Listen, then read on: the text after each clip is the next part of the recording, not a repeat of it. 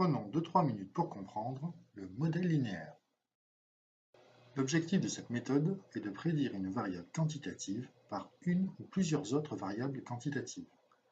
Plus exactement, il s'agit d'estimer l'effet d'une ou plusieurs variables, dites explicatives, sur une variable cible, dite à expliquer. Cette méthode peut donc s'appliquer à un grand nombre de situations, pourvu que la variable prédictive et la variable à expliquer soient quantitatives. L'idée générale est d'utiliser un historique de données afin d'estimer les paramètres du modèle.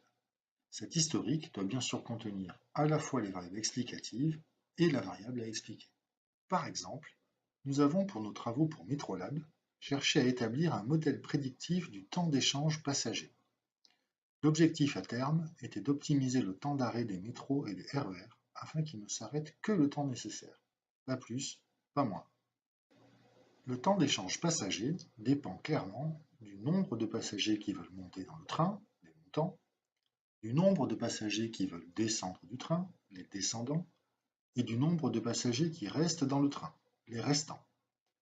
La première étape a donc été de prendre en main les différentes sources de données disponibles, données de flashage des billets en entrée, matrice origine-destination, données issues de simulation, etc., afin de disposer des 3 informations nécessaires en entrée du modèle.